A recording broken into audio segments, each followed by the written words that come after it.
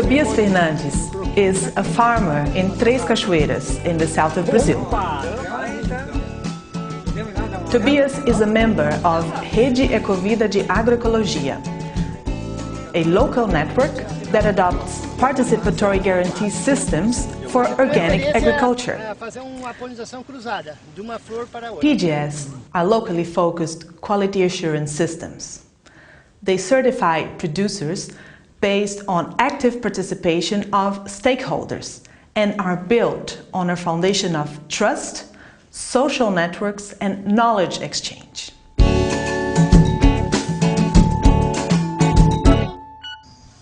Today, Tobias is receiving a delegation of other Ecovida members. They are farmers like him, but also consumers and agronomists. And together, they will carry out a peer review of his farm. Peer review is a process whereby people in similar situations assess the production practices of their peers.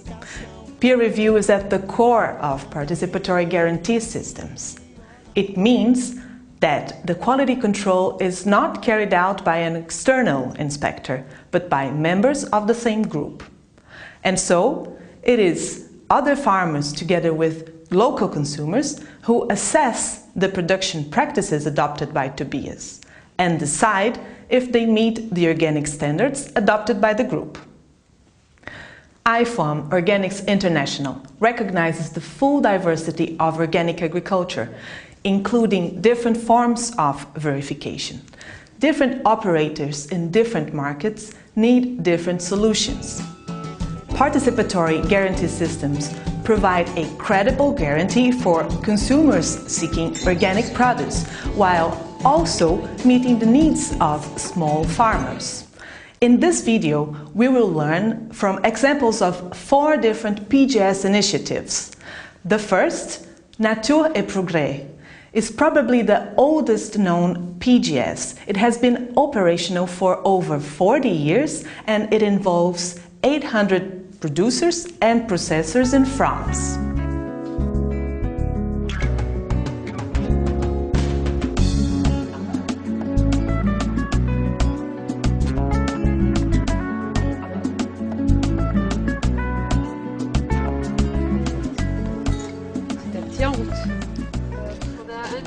On avait mis en place un système participatif de garantie, mais qui ne s'appelait pas comme ça en fait. C'était un système participatif qui était fait de façon naturelle. On allait enquêter les producteurs Nature et Progrès. On faisait, comme ça se fait encore aujourd'hui d'ailleurs, un binôme adhérents producteurs et adhérents consommateurs. Mais il y a d'autres personnes qui peuvent se greffer, c'est jamais fermé à ce binôme-là. Écologique de construction, à un moment donné, je pense que nous tous, Nature et Progrès, et puis IFOAM a chapeauté ce système en créant le guide des systèmes participatifs de garantie. Et c'était incroyable parce qu'on se rendait compte que dans les pays, dans d'autres pays, des gens, des producteurs, des consommateurs, des habitants fonctionnaient de la même façon pour certifier des producteurs en agriculture biologique. Et on était dans le même mouvement en fait. Donc oui, c'était magique, ouais. Rede Ecovida de Agroecologia in the south of Brazil has developed a participatory guarantee system over 30 years ago.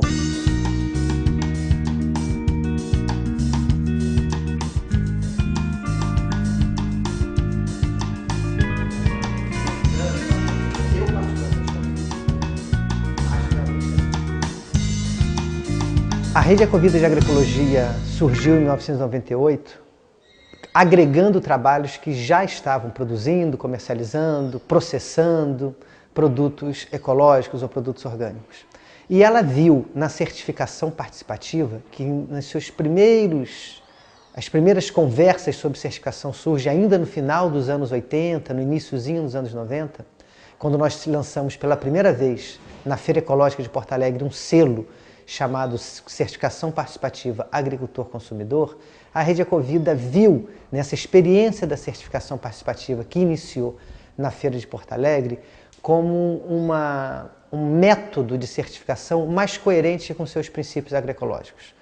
Na certificação participativa, nós não estamos entregando a capacidade de conferir a qualidade ecológica aos nossos produtos a outros, a um terceiro. Nós mesmos estamos dizendo que somos capazes, de maneira organizada e com método próprio, garantir a idoneidade, garantir a qualidade orgânica dos nossos produtos. Esse é o principal estímulo da certificação participativa, manter uma certa coerência entre os princípios da agroecologia e a necessidade de garantir ao consumidor a qualidade orgânica dos nossos produtos.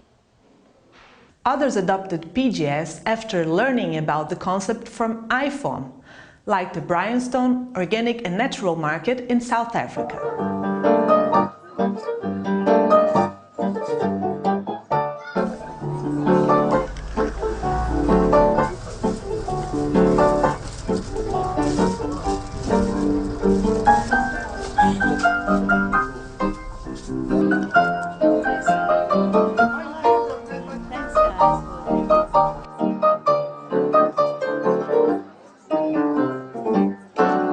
If we look at the history of PGS in South Africa, or PGS in this region, it was really inspired by what IFOAM did as part of their identifying of PGS. When in the early 2000s, when they realized there was an alternative guarantee system that people were using worldwide that was developed as an alternative to third-party certification. When consumers started becoming more aware, they became more, they became more demanding, in a sense, demanding from the market a more credible guarantee. The papaya-growing Sabeto Organic Producers Association in Fiji recently started to implement a participatory approach to organic guarantee.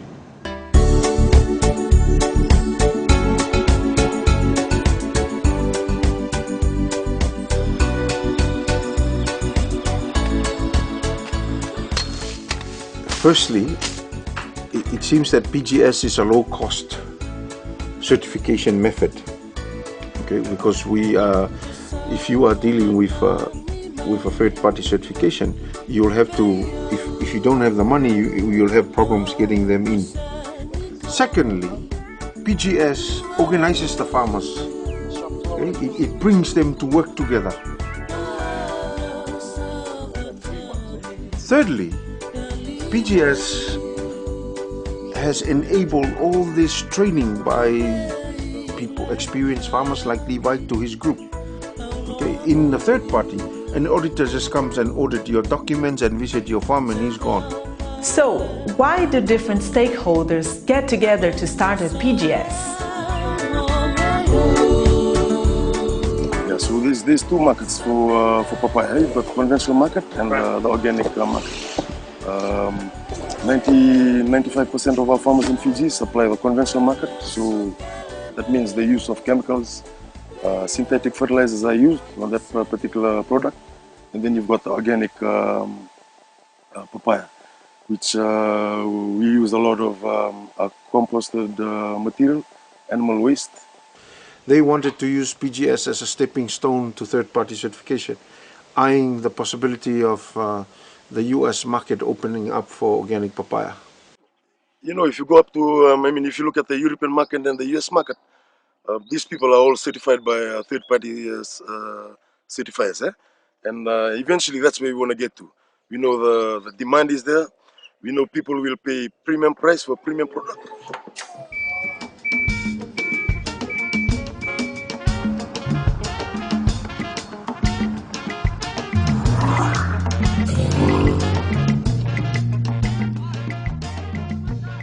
It's very popular because everybody now, they wanted to know what we're doing and everything, and it's very interested because all our customers joining us to see what we're doing and everything, and it's very nice and we love it.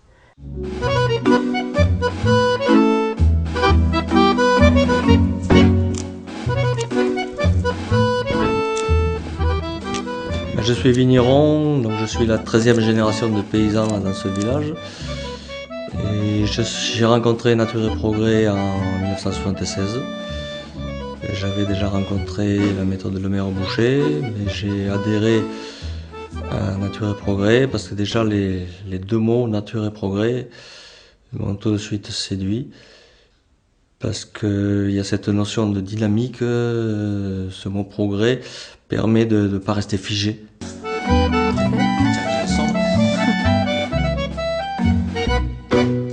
Le point fort, c'est cette mise en commun consommateur-producteur.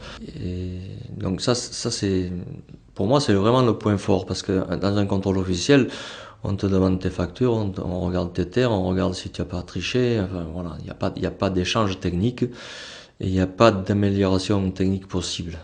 Là, le système SPG fait que un producteur est décomplexé vis-à-vis de l'équipe qui vient le voir, et il peut se livrer et dire voilà, là j'ai fait ça, mais là je coince, qu'est-ce qu'on peut faire? Donc cette mise en commun fait qu'on va progresser.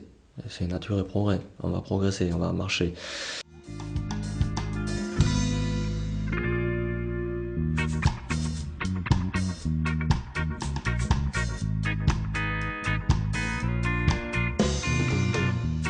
A vantagem da rede é a gente tem vários intercâmbios que aconteceu, né? Daí a gente vai crescendo, né? Com informações, troca de conhecimento assim, de como cultivar produtos, como manter sementes crioulas, ou a relação entre agricultores com os consumidores, né? Que a rede às vezes faz intercâmbio, né, com consumidores. Isso vai crescendo, né? A gente tem vários visitas em outras regiões, essa troca de experiência ela valoriza bastante, e as famílias também têm aquele conhecimento a mais, né, para nós conseguir produzir melhor e melhorar a qualidade do produto. E a rede, depois disso, ela já vem o Ministério assim, com o certificado, isso já ajuda bastante, né, como com a agroindústria, né, para ter porque na feira a gente está mais direto, né, ao consumidor, né. Mas além do consumidor, quando a gente bota um produto numa loja, num mercado, o selo ele tem uma garantia melhor para o consumidor ter a garantia, né, que esse realmente seja orgânico, né, ecológico. Selecting the organic standards to adopt is an important step when starting a PGS. Some initiatives even develop their own standards, which they also regularly review. Donc je m'appelle Patricia Bio. Et je vous propose aujourd'hui d'évoquer ensemble la révision des cahiers des charges élevage de la Fédération Nature et Progrès. Alors, la révision des cahiers des charges Nature et Progrès est spécifique en ce sens qu'elle résulte d'un processus participatif. Elle engage en fait l'ensemble des adhérents, qu'ils soient professionnels comme consommateurs, qui en fait sont amenés à se prononcer sur les orientations techniques des différents cahiers des charges. Donc en ce sens-là, cette dynamique participative est une caractéristique très forte des cahiers des charges Nature et Progrès. Ce qui est aussi intéressant dans les cahiers des charges Nature et Progrès, c'est que en fait, ils ont vocation à avoir une dimension pédagogique. Ils sont co-construits par les adhérents et ils vont être utilisés par les adhérents pour procéder aux visites de contrôle, aux enquêtes lors des visites sur ferme. Nature et Progrès est une marque associative qui rassemble à la fois des paysans, des artisans, des transformateurs, des commerçants, mais également des citoyens. Des citoyens engagés qui veulent un autre mode de consommation. Nature et Progrès donc, est une association ancienne qui compte parmi les pionniers de l'agriculture biologique en France, agriculture qui commence véritablement à se développer, on va dire, à la fin de la Seconde Guerre mondiale, à la fin des années 50. Nature et Progrès est né en réaction, en fait, à l'industrialisation de l'agriculture, industrialisation qui a été marquée notamment par des lois qui ont été adoptées en 1960 et 1962. C'est en 1972, pour faire un petit peu d'histoire, mais ça sera très court, que Nature et Progrès va poser les bases écrites des règles de conduite qui visent à encadrer une agriculture sans engrais, une agriculture sans produits chimiques de synthèse. Et c'est donc ainsi qu'en 1972 est né l'un des premiers cahiers des charges qui va réglementer ce qu'on va bientôt appeler l'agriculture biologique.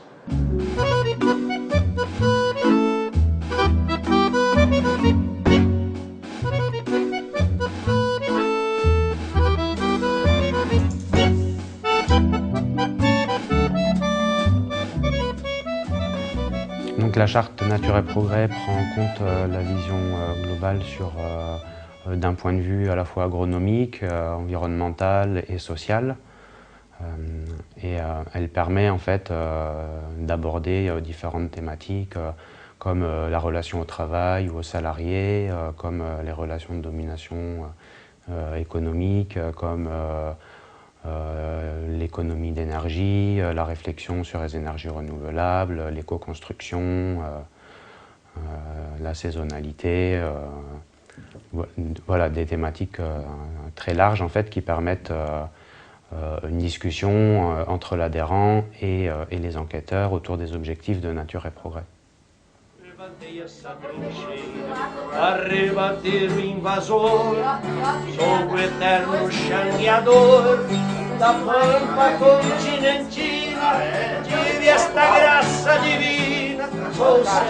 O que é a Rede Ecovida de Agroecologia?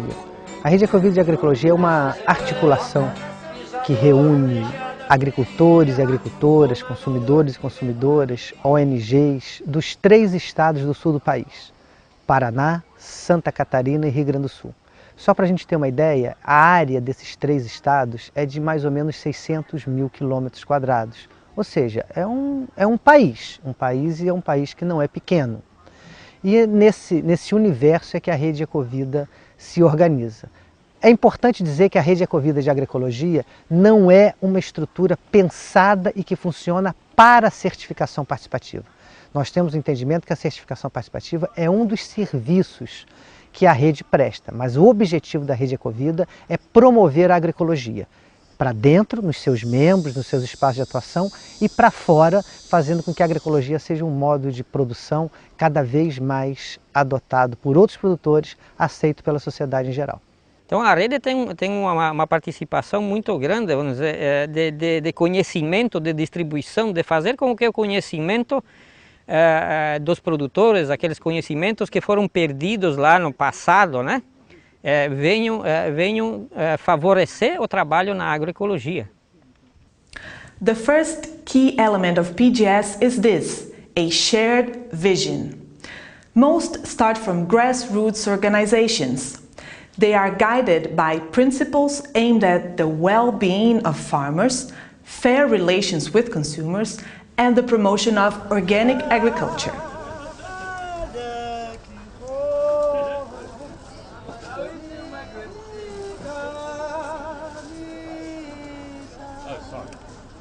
The Bryanston market is quite a unique animal. Are you selling these mangoes? It has had a very loyal consumer support base or customer support base for 40 odd years.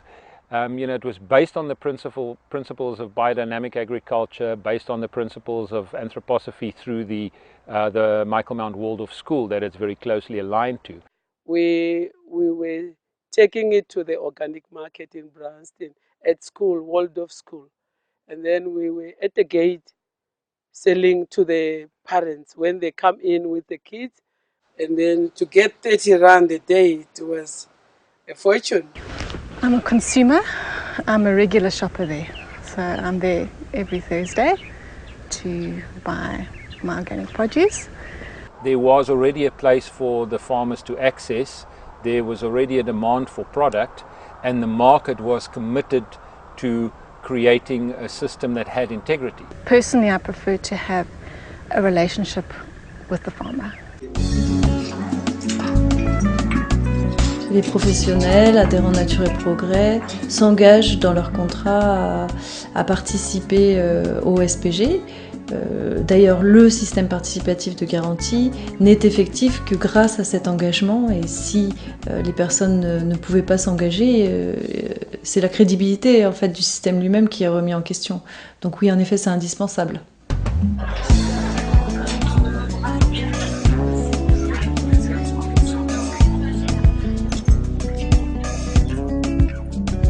Take for example, a new farmer wants to join SOPA.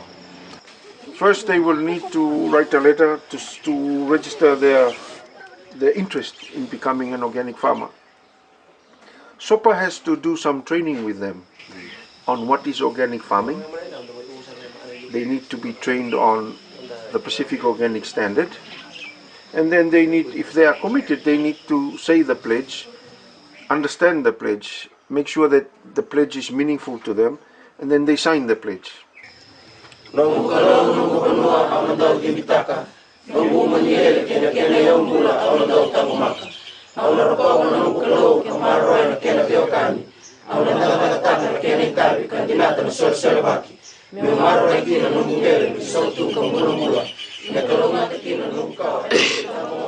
Pledge, meaning of the pledge to us of the SOPA members, it is a promise that we believe in our group members. Firstly, when we woke up in the morning, after the devotion, we just do our pledge first, and then we go to the papaya farms. Pledge is it's just what we are promised. It's like a spiritual job to us that we done.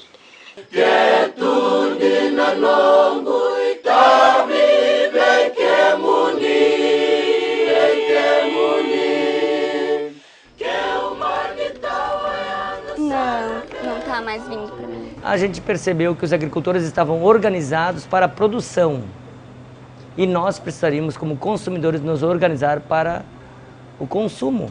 E por isso surgiu aí a cooperativa de consumidores ecológicos.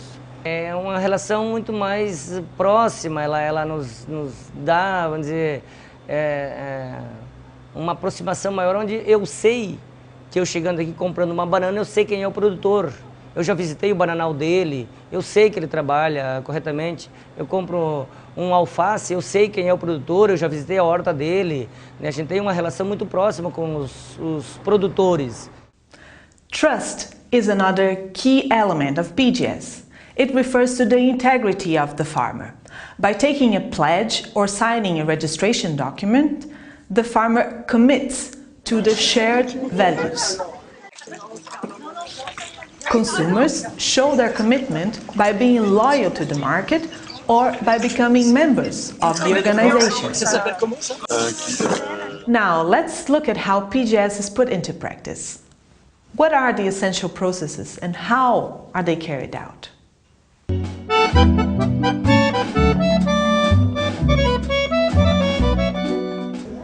Alors, je m'appelle Eliane Anglaré.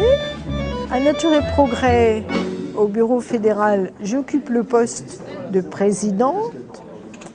Alors, Nature et Progrès, c'est une fédération avec des statuts associatifs. Une fédération qui regroupe à l'heure actuelle 27 groupes, et bientôt 29 sans doute. Et dans ces groupes, il y a des personnes qui sont sous mention, qui sont donc des producteurs agricoles. En parallèle, on a des adhérents qui ne sont pas sous mention, que l'on dit consommateurs, et ces adhérents consommateurs participent à la diffusion et à la vision de la fédération, participent au système participatif de garantie, aux enquêtes. Alors, la COMAC fédérale, c'est une instance qui s'établit, je dirais, au niveau national. Elle est composée d'un ou plusieurs, mais c'est souvent un délégué par COMAC local. Alors, la COMAC fédérale est responsable de l'attribution de la mention Nature et Progrès sur la base des cahiers des charges Nature et Progrès, sur la charte et sur le règlement d'utilisation de la mention. Toute nouvelle demande de mention se fait auprès du service de gestion de la mention, qui centralise donc toutes les demandes. Ce sont les salariés qui envoient un dossier aux personnes intéressées. Le dossier comprend le cahier des charges, la charte et un contrat d'engagement, ainsi que les frais inhérents à la mention. À réception de ce dossier, le service de gestion de la mention mandate une COMAC ou un enquêteur salarié pour la réalisation de la visite de conformité. Donc le nouvel adhérent devient titulaire de la mention seulement suite à la réalisation de la visite de la conformité et à l'avis de la COMAC et un avis définitif qui est validé par le service de gestion de la mention. Donc selon les précédents culturaux ou les pratiques de l'adhérent, une période de conversion peut être établie d'une durée de 1 an à 3 ans, et là c'est au cas par cas. Et il n'y a pas de période de conversion qui est établie de manière systématique. Il n'y a pas Donc lors d'une nouvelle demande de mention ou en début d'année pour les adhérents qui sont déjà titulaires de la mention, un contrat d'engagement est envoyé aux adhérents pour signature. Donc dans ce contrat, l'adhérent s'engage à respecter les exigences du cahier des charges, à se rapprocher au mieux de l'éthique développée dans la charte Nature et Progrès. Il s'engage également à mettre à disposition tous les documents nécessaires lors de la réalisation de la visite de conformité et s'engage également à participer à la vie associative de Nature et Progrès. Alors, dans les départements dans lesquels il y a une comac, suite à l'enquête, les adhérents de la comac se réunissent dans ce qu'on appelle une réunion de comac. Les enquêteurs présentent oralement le rapport d'enquête. Là, à ce moment-là, il y a une discussion sur les pratiques du producteur, du transformateur, les améliorations nécessaires. Et à ce moment-là, la comac émet un avis sur l'attribution de la mention. Dans les départements dans lesquels il n'y a pas de comac et que les adhérents sont isolés, le rapport d'enquête est traité par un autre salarié du service de gestion de la mention. Donc il y a un enquêteur responsable, référent de l'enquête, qui est désigné pour aller voir un producteur et qui est accompagné par une personne qui sera soit un consommateur, soit un autre producteur. Cet autre producteur peut être notamment un nouveau producteur non expérimenté qui pourra comme ça se familiariser avec les enquêtes et se former progressivement. Voilà, on fait des enquêtes chartes, on a des outils spécifiques comme la boussole NESO, qui est un outil qu'on utilise en fin d'enquête, qui permet de prendre un petit peu plus de hauteur par rapport à une simple enquête technique qui se bornerait qu'à vérifier des points techniques dans un cahier des charges. C'est une approche plus globale, je dirais même agro-environnementale. Alors dans le Gard, on a essayé de mettre en place des petites fiches de support pour aider chacun, comme un peu des checklists dans l'aéronautique. Il faut penser à vérifier ça, ça et ça. Mais je pense que comme on travaille sur de la transparence, sur une amélioration des pratiques, en fait c'est pas tellement important. Ce qui est important, c'est ce qu'on sent c'est la personne en fait. Souvent, c'est ça qui m'a étonnée au début et maintenant que je trouve rassurant, c'est que la personne qui est visitée, c'est elle qui pointe ses incertitudes, ses doutes. Et parce qu'on ne pourrait pas forcément les trouver, mais elle dit « Ah tiens, j'ai rencontré tel problème ou tel problème ». Et c'est ça qui crée le dialogue et c'est ça qui souvent amène à trouver des solutions en commun. Donc après avoir rempli le rapport d'enquête, les enquêteurs remplissent ce qu'on appelle la fiche de synthèse. Cette fiche récapitule les produits pour lesquels la mention est attribuée, les productions de l'adhérent s'il y en a. Et à ce moment-là, les enquêteurs vont pouvoir résumer les observations qui ont été faites durant l'enquête. C'est-à-dire non-conformité quand il y en a, les améliorations qui ont été faites au cours de l'année, les améliorations qui seraient à faire. Et cette fiche de synthèse est signée par l'enquêteur et l'adhérent professionnel. L'adhérent professionnel en garde un exemplaire pour lui et l'autre exemplaire sera transmis à la comac et ensuite au service de gestion de la mention. Au niveau des réunions de comac, en revanche, la compétence elle est collective, c'est ça.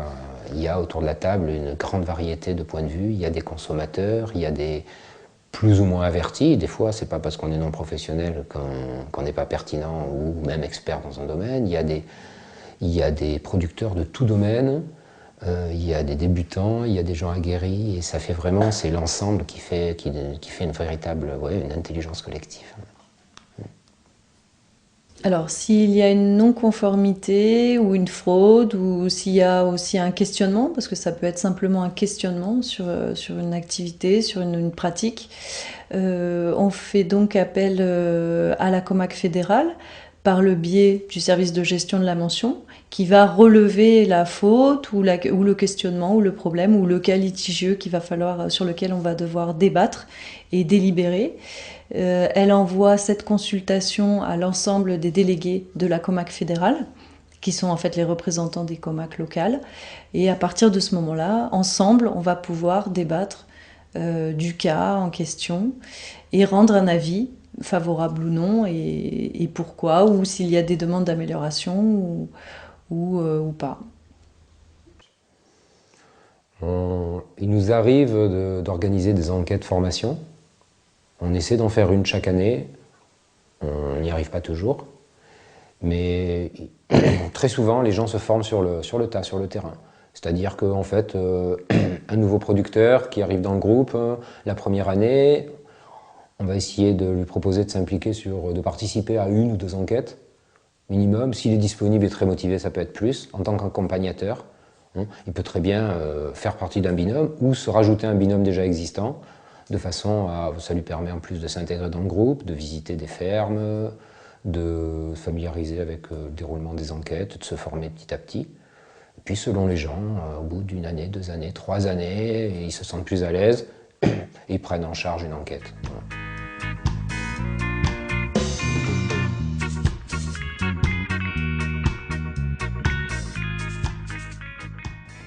A Rede Ecovida de Agroecologia funciona através dos seus núcleos regionais, que são os espaços de funcionamento da rede. Esses núcleos regionais são compostos por associações de agricultores. Normalmente os núcleos têm 5, 6, 8, às vezes mais de 10 associações de produtores, cooperativas de produtores, às vezes associações ou cooperativas de consumidores e algumas instituições de assistência técnica, ONGs, própria cooperativa ou associação às vezes pode ter o seu corpo técnico. Então o núcleo é onde as coisas de fato acontecem na Rede Ecovida. Ali acontece a feira, ali acontece a comercialização, ali acontecem reuniões, ali acontecem intercâmbios técnicos, momentos de debate, momentos de decisão. Pois a rede tem espaços onde esses núcleos se aglutinam, que nós chamamos das plenárias de núcleos. Os núcleos se organizam, comparecem com seus representantes nas plenárias para tomar outras decisões que estão acima das decisões dos núcleos. E a rede ainda a cada 2 anos organiza o que nós chamamos de Encontro Ampliado da Rede Ecovida, onde reunimos de 1.500 a 2.000 famílias, todas integrantes da Rede Ecovida, que é um espaço de tomada de decisões, mas também de confraternização, de criação de identidade dos membros da Rede Ecovida. A legislação brasileira institui o Sistema Brasileiro de Produção Orgânica, que é o SISORG. Dentro desse sistema brasileiro existe o reconhecimento da certificação participativa. A Rede Ecovida de Agroecologia, através da Associação Ecovida de Certificação Participativa, é reconhecida no Ministério da Agricultura para conferir a qualidade orgânica aos produtos que vêm dos seus membros, dos seus associados. Então, para isso, nós temos uma série de registros que são exigidos pela legislação, num pequeno escritório que mantém esses registros. Esses registros são gerados de maneira participativa, são os próprios agricultores que se visitam e agricultoras que se visitam entre si, para poder gerar a credibilidade do produto orgânico. Isso é sistematizado pelos núcleos regionais, é enviado para a Associação Ecovida de Certificação Participativa, que organiza esse material e encaminha para o Ministério da Agricultura. Com esse processo de encaminhamento de documentos, os agricultores passam a ter, então, o direito de comercializar o seu produto como produto orgânico, como produto ecológico. O processo da certificação da rede, ele começa lá no grupo. O grupo tem um conselho de ética que vai fazer a revisão de pares nas propriedades, né? No mínimo 1 vez por ano, para ver se está tudo ok, como é que está, se está e colaborar com alguma dificuldade que o produtor tem, né? Depois também nós recebemos uma visita do corpo da comissão de verificação, que faz 1 vez por ano, vem produtores de outros municípios fazer as monitorias nas nossas propriedades. Então se dá dessa forma, é um processo longo, mas que no meu ver gera muito mais credibilidade do que vir um técnico 1 vez por ano na propriedade, apanhar algumas folhas de pareiras e um punhado de terra e não voltar por 1 ano, né? Então, além do mais, o grupo ele é responsável, porque se acontecer alguma coisa de grave com um produtor do grupo, o grupo todo perde a certificação. A certificação da Ecovida, eu participo dela como coordenação. E a Ecovida ela tem o sistema participativo, que já diz, todos participam da certificação. Produtores, pode ser até consumidores, comerciantes, então todos participam da certificadora. A Ecovida ela está credenciada dentro do Ministério da Agricultura, que é o MAPA, como certificadora participativa, e esse nome já diz tudo. Então, a cada final de ano, o MAPA, o Ministério da Agricultura, ele faz uma visita na Ecovida, primeiro na documentação, depois ele faz visita também em propriedades para recertificar a Ecovida dentro do Ministério. Eu, como estou coordenador do núcleo, a gente participa na comissão de ética, né? Essa comissão de verificação. E também todo o processo, né, de documentação, o próprio certificado, né? E além disso, a gente vai acompanhando a família para que seja, não é tipo a gente não vai tipo às vezes só para cobrar, né, para cobrar assim ou aquela de lá atuar, né, mas é para ir melhorando, né? Que tem várias famílias que às vezes estão num processo bem de início, que tem que trazer bastante informação, né? E a gente vai com isso também, né? Essa troca de conhecimento com um grupo e outro também vai ajudando para que o seu processo vai melhorando. É interessante porque a gente vê, às vezes um agricultor, quando ele está sempre sozinho em casa ou não tem visitas, se ninguém vai visitar ele, ele começa tipo a se acomodar e com isso acontece vários erros, né? E quando a rede está atuante, né, o grupo se reúne bastante, esse processo automaticamente ele vai se corrigindo, né? A gente viu tipo o grupo onde eu participo, nós também em 5 famílias, e a gente consegue melhorar bastante coisas, né? Que às vezes não chega até no final da rede, né, para se resolver, né? Se resolve sempre no processo bem na produção, né? Então, num primeiro momento, os agricultores do próprio grupo se visitam entre si. No segundo momento, agricultores de um grupo com representantes visitam agricultores de outro grupo. Essa revisão de pares feito em um nível, feito em outro nível, nós consideramos que é o cerne do nosso sistema de certificação. Eventualmente, em alguns núcleos regionais, consumidores se somam nesse processo e fazem também essas visitas.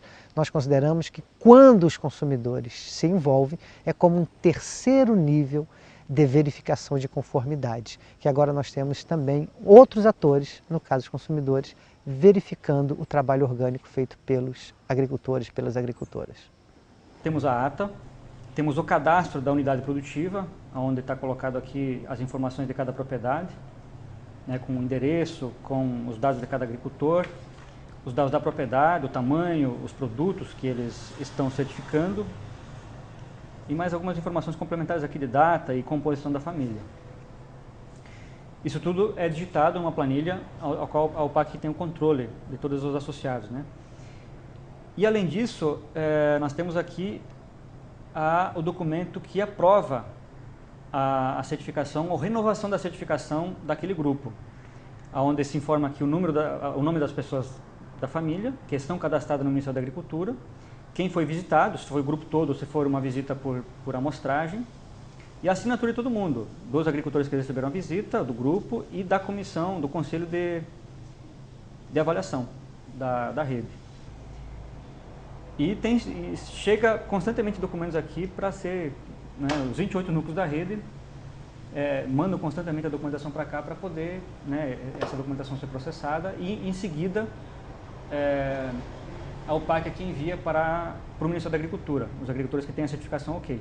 Caso tenha algum documento faltando, alguma coisa que está elegível ou não está conforme, aí a UPAC se comunica com o núcleo para poder sanar a dúvida, para poder esclarecer e assim, né, de fato, cadastrar essa família ao CISORG, né, brasileiro. Se eu faço alguma coisa errada na minha propriedade, todos os membros daquele grupo ou daquela associação também são prejudicados porque eu estou fazendo alguma coisa errada. Todos os sócios daquela associação, todos os sócios daquele grupo precisam fazer correto, agir correto, porque um tem compromisso com o outro e com o consumidor.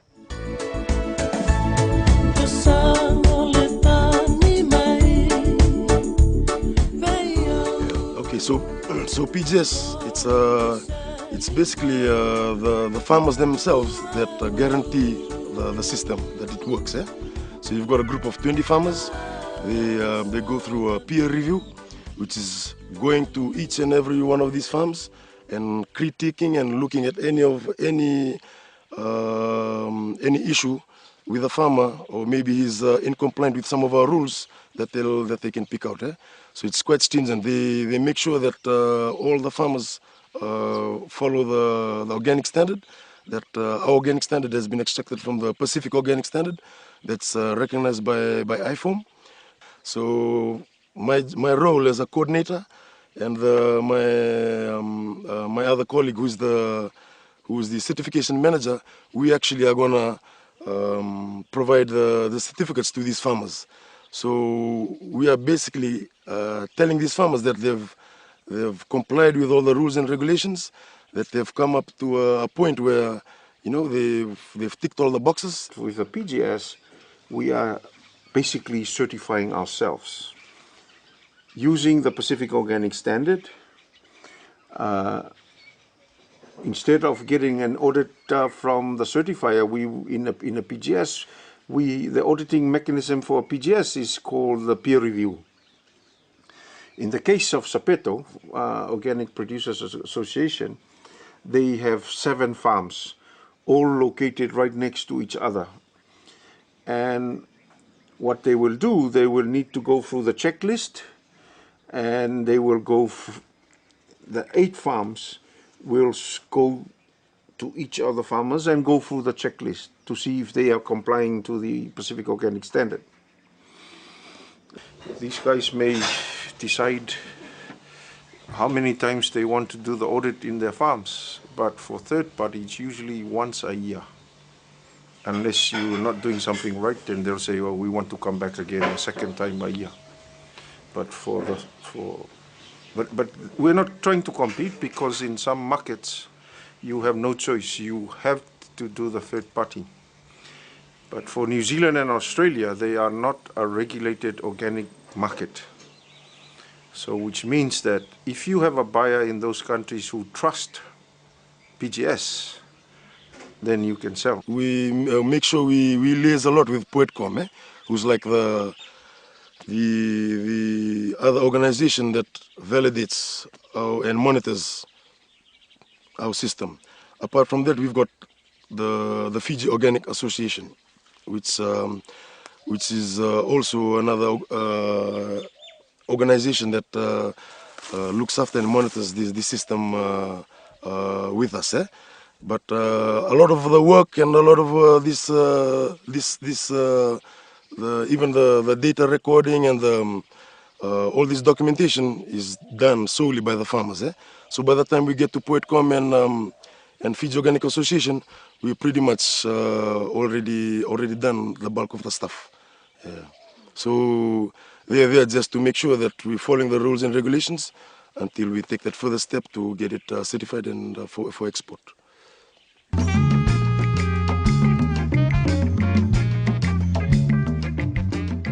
We are allowed as a PGS community to make our own decisions, and that's one of the fantastic things about the PGS, is that you own your whole process, you own the decisions as a group that you make. There's nobody else telling you, okay, that's it, we can make our own decision.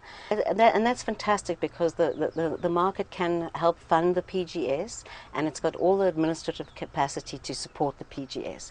But what can happen is that the market then starts running the PGS. And that's absolutely no good, for the market to be the one who decides everything, because then it's no longer a PGS, and then it's no longer an assurance system. So we have to work very hard to make sure that the farmers participate, and that there's a horizontal structure.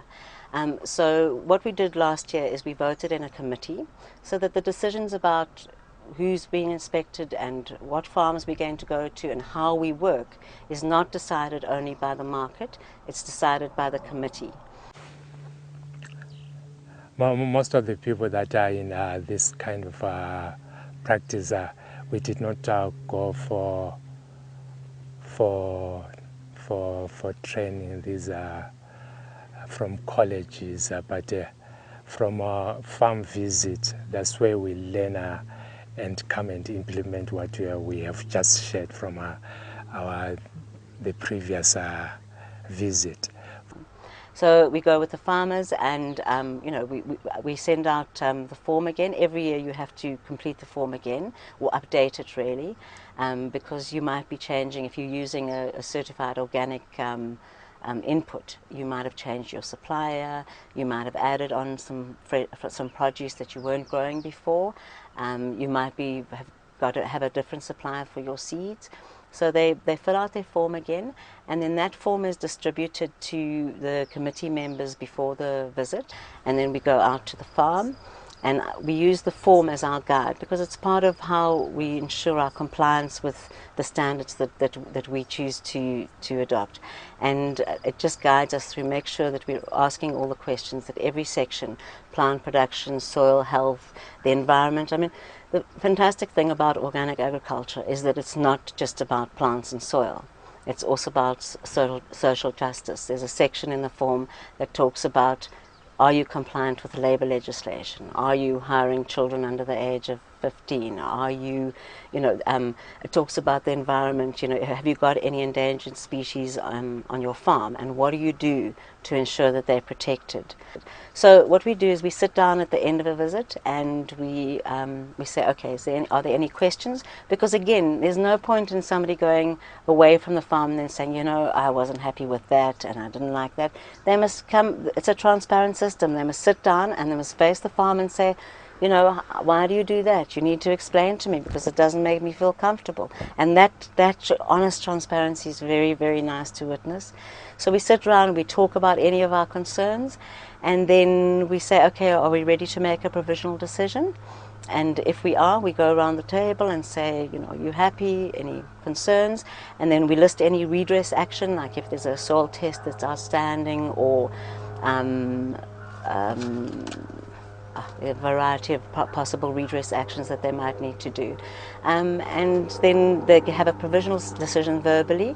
Then generally I go back to the office and make sure that the documentation is in place, that they've got a signed pledge. We also, this year, we're going to push it a little bit more, but we invoice the farmers 200 Rand for the farm visit, so that must be paid at the end of the visit. And once that's all in place, then we issue a certificate. So on the certificate it confirms that the farmer is grown according to organic principles, and then we list the vegetables that were growing and that the farmer plans to grow the next season.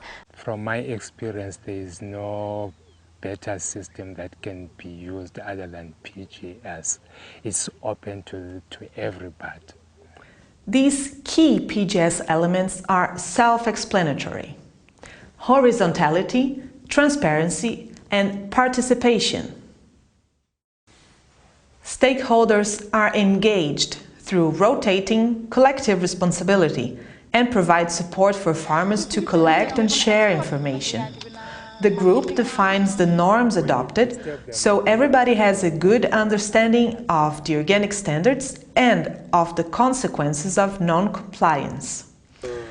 Well-documented practices and engagement in peer reviews ensure that the mechanisms to verify compliance are established and accessible to all.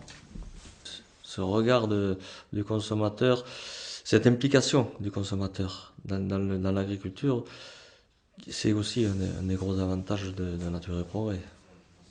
Mais il y a déjà la sortie de l'isolement, parce que quand on est contrôlé uniquement par une société tierce, on reçoit un contrôleur pendant 3 heures, 4 heures, on sort ses factures, on va voir les terres, tout ça. Bon, il n'y a pas vraiment de solution technique à porter non plus.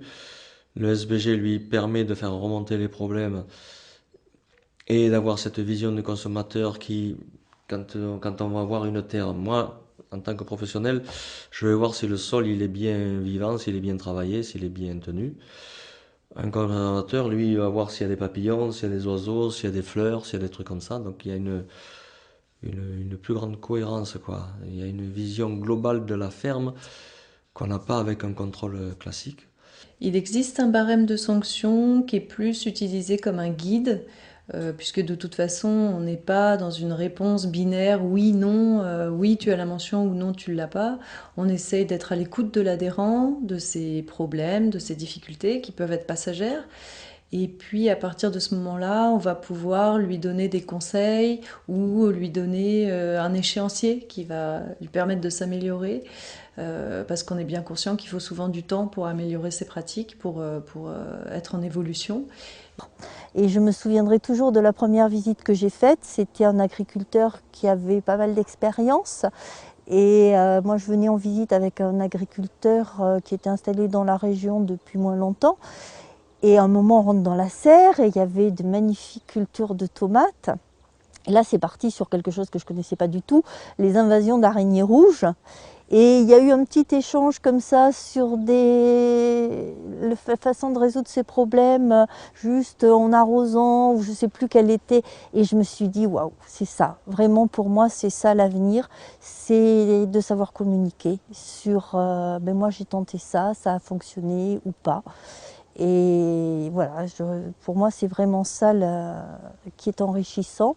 Ça permet de mettre des professionnels en contact. Donc, lors d'une visite de ferme, lors d'une enquête, il y a toujours, on est dans une logique d'enquête, de collecte d'informations sur le fonctionnement de la ferme, de l'activité du producteur. Mais on est aussi dans une démarche de recherche de solutions, s'il y a des problèmes qui apparaissent. O processo da rede é interessante, que as famílias elas se visitam, fazem reuniões, né? E nessas visitas uma ajuda a outra, né, no processo. Às vezes tem algum problema, daí como resolver isso, né? E daí o processo da rede ajuda no melhoramento, né? Como cultivar, como mudar. O sistema participativo dá condições de todos os agricultores em menor escala, muitas vezes de produção, a fazer sua certificação com uma organização melhor, com mais participação, com mais controle social, porque quando tem os consumidores visitando os agricultores e um agricultor visitando o outro, também há uma troca melhor de conhecimento, de produção, de técnica de produção. A learning process is another key element of PGS. The learning process unfolds through the exchange of ideas and experiences and becomes an ongoing dynamic of PGS. Bon, le logo, c'est une forme de reconnaissance, mais ce qui est important, c'est que le consommateur sache ce qu'il y a derrière, quoi. Là, actuellement, on a trop laissé l'agriculture aux agriculteurs et aux marchands de mort qu'il y a derrière. Et les gens ne savent pas ce qu'ils mangent, quoi. Je pense que si les gens rentraient dans la ferme des 1000 vaches ou s'ils rentraient dans les fermes où il y a 350 000 poulets, et ça leur couperait un peu l'appétit et ils iraient voir les fermiers Nature et Progrès, quoi. Isso, no momento que tu tem o selo da Rede Ecovida, teu produto é visto com outros olhos pelo consumidor, tanto da feira como os mercados que hoje exigem, né, que o produto orgânico tenha o selo de certificação orgânica. Então, isso vem como, se torna uma identidade, né, tanto para o produto como para o produtor, né. Each PGS initiative is unique, created to fit the context in which it operates. At the same time, all PGS have in common key elements and features. The key elements are shared vision, trust, horizontality, transparency, participation, and a learning process.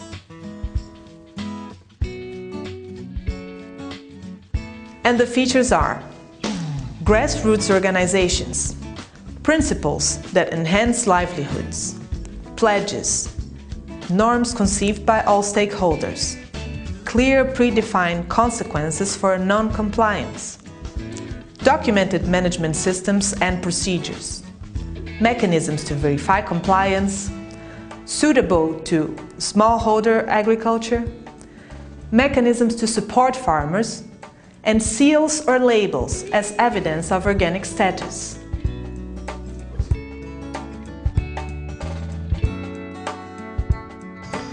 Toda visita a gente aprende alguma coisa e a gente aprende com os outros. Então, por isso que é muito importante esse sistema de certificação. É uma imposição da economia que nós temos que certificar. Então, se temos que certificar, esse eu acho que foi um sistema mais prático e mais até econômico para nós que somos tudo pequeno. There are now PGS initiatives in more than 50 countries. There are various approaches to the development of participatory guarantee systems, and a good way to get started is by understanding the context in which a new PGS would operate. IFOAM Organics International offers many resources to support PGS. Visit our website to learn more.